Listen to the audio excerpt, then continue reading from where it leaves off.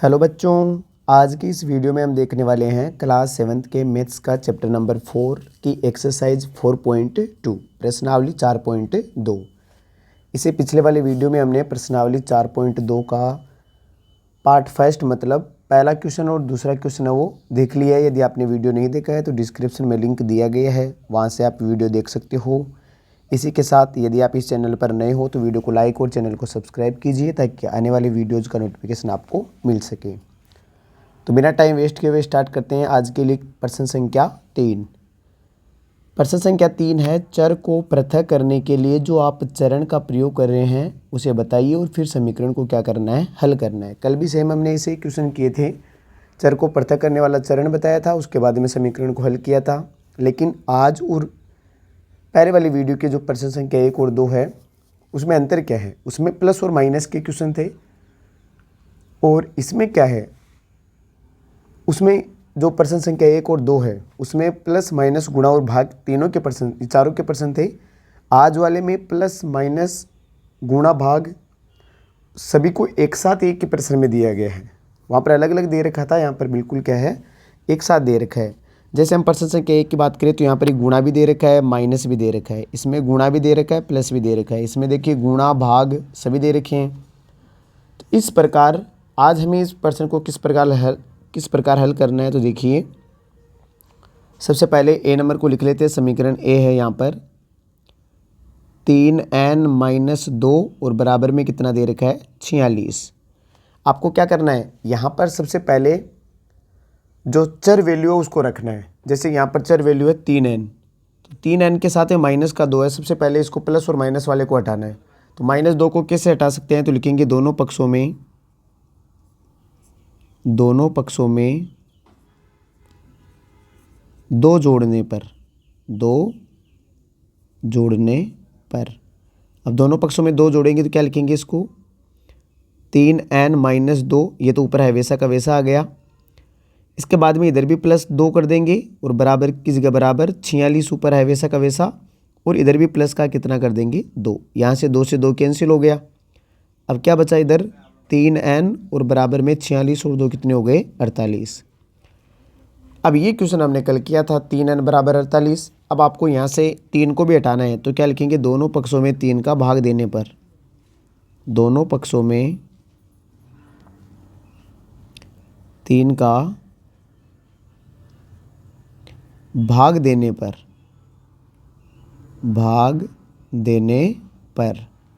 तो दोनों पक्षों में 3 का भाग देंगे तो क्या लिखेंगे, 3n और बटे में इधर भी 3 आ जाएगा और बराबर 48, और इधर भी बटे में कितना आ जाएगा, 3।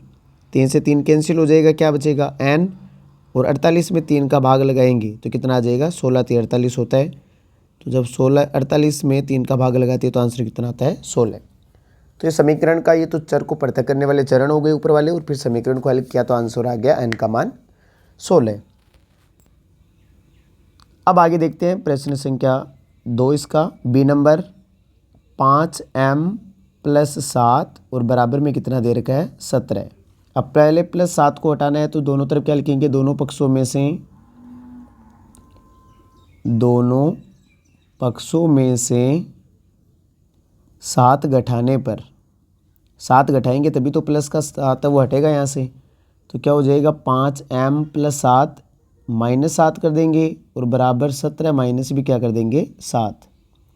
7 से 7 कैंसिल हो गया तो क्या बचा, 5m बराबर 17 में से 7 को लेस करेंगे तो 10।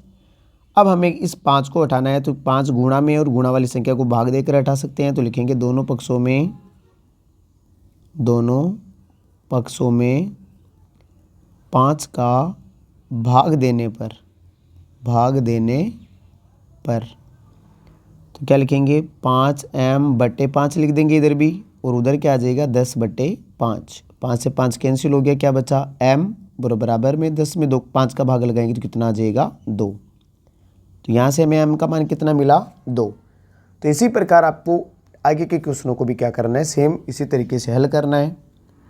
आगे देख लेते हैं सी नंबर है 20p/3 और बराबर में कितना है, 40। सबसे पहले हमें इस 3 बटे वाले 3 को हटाना है। पहले बटे वाले को हटा लेते हैं, बाद में 20 को हटाएंगे। तो 3 को कैसे हटा सकते हैं, बटे वाले 3 को गुणा करके। तो लिखेंगे दोनों पक्षों में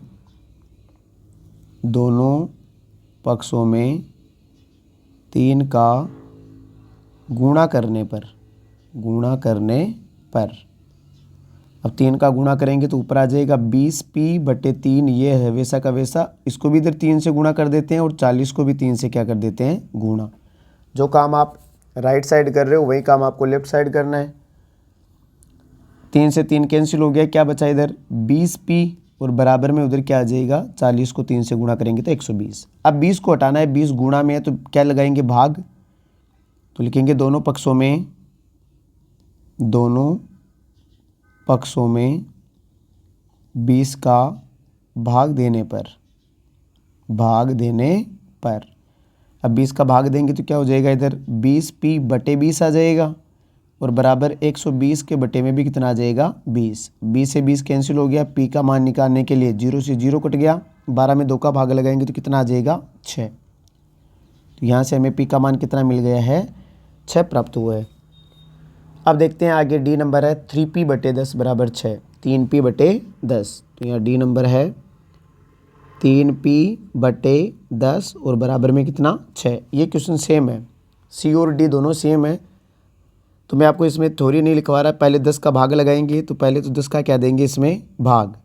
तो क्या लिखेंगे, पूरी लाइन लिख लेना आप यहाँ पर 3p/10, ये 10 का क्या भाग नहीं लगाना है, सॉरी 10 को हटाने के लिए 10 का क्या करना पड़ेगा, गुणा। तो इधर भी 10 से गुणा कर देते हैं, 6 को भी 10 से क्या कर देते हैं, गुणा। 10 से 10 कैंसिल हो गया, क्या बचा 3p बराबर 6 को 10 से गुणा किया तो 60। आगे अब इस 3 को हटाने के लिए 3 का क्या लगाना पड़ेगा, भाग लगाना पड़ेगा। तो लिखेंगे दोनों पक्षों में 3 का भाग देने पर तो क्या आ जाएगा 3p/3 बराबर 60/3। 3 से 3 कैंसिल, p का मान निकालने के लिए 60 में 3 का भाग लगाएंगे तो कितना आ जाएगा 20। ये था हमारा प्रश्न संख्या 3। अब जैसा प्रश्न संख्या 3 है वैसे ही प्रश्न संख्या कौन सा है, 4 है। बिल्कुल इजी सा प्रश्न है। अब इतने जब पहला दूसरा तीसरा प्रश्न हम सेम एक जैसे ही प्रश्नों को इतने कर चुके हो आप, तो प्रश्न संख्या 4 तो आप ऐसे ही कर सकते हो। तो देखिए प्रश्न संख्या 4 का ए है 10p बराबर 100। तो 10p और बराबर में कितना आ गया 100। तो यहाँ से 10 को हटाने के लिए दोनों तरफ 10 का क्या देंगे, भाग देंगे। तो लिखेंगे दोनों पक्षों में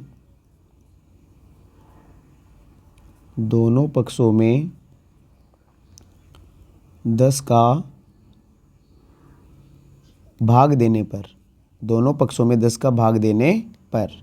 तो इधर भी आ जाएगा 10p/10 लिख देंगे और बराबर 100/10। भाग देने का मतलब बटे में संख्या लिखना। अब 10 से 10 कैंसिल हो गया, क्या बचा इधर p बराबर 0 से 0 कैंसिल और क्या बचा 10/1। 10/1 का मतलब कितना होता है 10।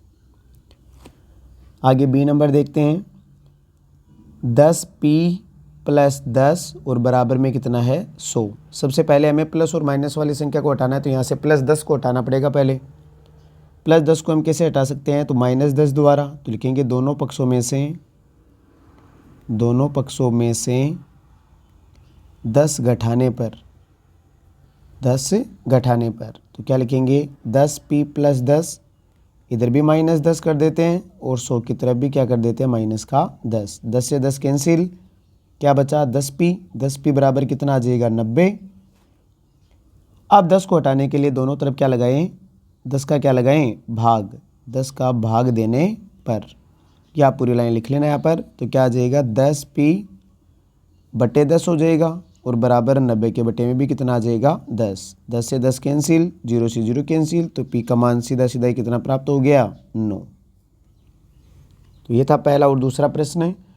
इसके बाद में बात करते हैं हम तीसरे सी नंबर पर। p/4 बराबर 5 दे रखा है, तो हमें तो यहाँ से बटे में 4 हटाना है, इधर p रखना है केवल। तो भाग वाले 4 को कैसे हटा सकते हैं, गुणा करके। तो लिखेंगे दोनों पक्षों में 4 का गुणा करने पर तो क्या लिखेंगे p/4 गुणा 4 और बराबर 5 को भी किससे गुणा कर देंगे 4 से। तो 4 से 4 कैंसिल हो गया, क्या बचा p बराबर 5 हो गया, कितना हो गया 20। आगे बात करते हैं हम ई नंबर पर। ई नंबर है 3p/4 और बराबर में कितना 6। अब यहाँ गुणा और भाग दोनों संक्रियाएं हैं, तो एक बार हम भाग लगा लेते हैं और एक बार क्या कर लेते हैं, गुणा कर लेते हैं। तो क्या लिखेंगे, सबसे पहले दोनों पक्षों में 4 का भाग देने पर, दोनों पक्षों में 4 का भाग देने पर, तो क्या हो जाएगा इधर 3p/ ये भाग नहीं, पहले 4 को भाग से हटाने के लिए क्या करना पड़ेगा, दोनों पक्षों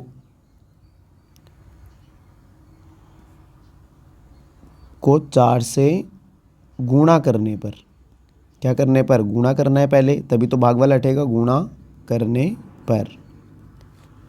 अब इधर भी बटे में 4 गुणा 4 कर देंगे और 6 की तरफ भी गुणा कितना कर देंगे 4। 4 से 4 कैंसिल, क्या बचा 3p = 6 चौके 24।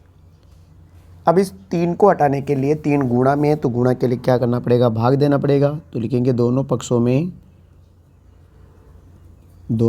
में 3 का भाग देने पर, तो इधर भी 3p/3 आ जाएगा और उधर आ जाएगा 24/3। 3 से 3 कैंसिल हो गया, क्या बचा p = 24 में 3 का भाग लगाएंगे तो कितना आ जाएगा 8। तो यहाँ से हमें जो ई समीकरण है उसका हल कितना प्राप्त हो जाएगा 8। तो सभी लगभग एक ही टाइप के क्वेश्चन है। यदि आपने 1-2% को ढंग से समझा है तो आपको डेफिनेट आगे के सारे प्रश्न आ चुके होंगे। आगे की बात करते हैं हम एफ नंबर है 3s = -9। 3s = -9। अब इस s के साथ में 3 है तो 3 को भाग द्वारा हटा सकते हैं क्योंकि गुणा में आएगी। तो क्या लिखेंगे, दोनों पक्षों में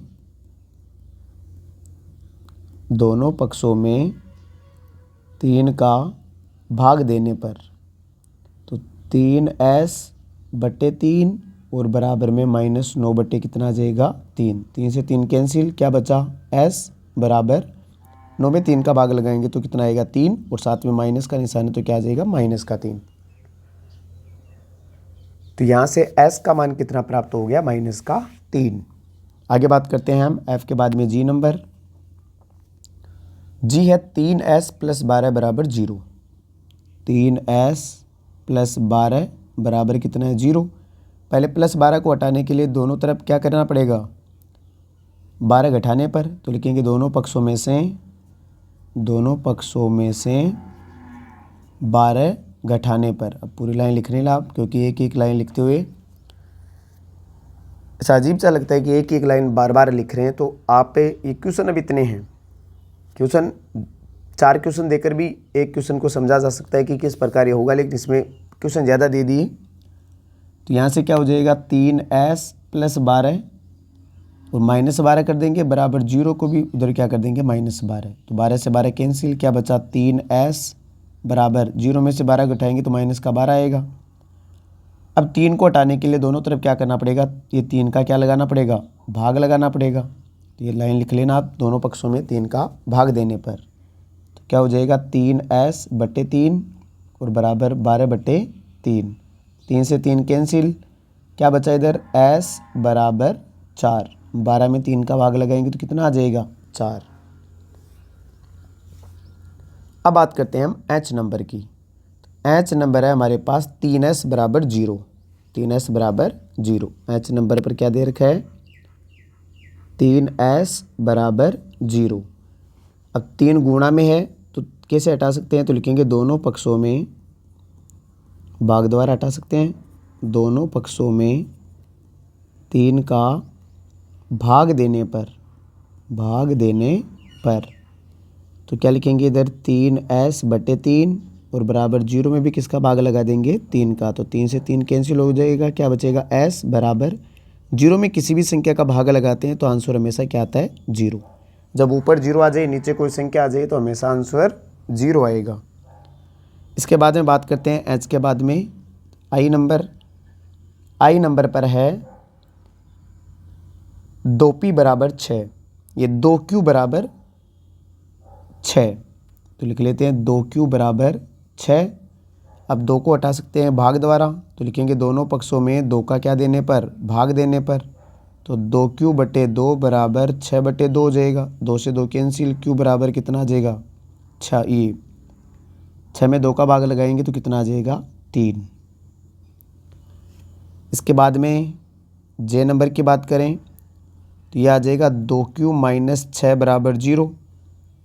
पहले -6 को हटाने के लिए +6 करना पड़ेगा दोनों तरफ, तो आ जाएगा 2q - 6 + 6 बराबर 0 में भी कितना कर दें, +6। 6 से 6 कैंसिल, क्या बच गया, 2q बराबर 0 और 6 कितने होते हैं, 6।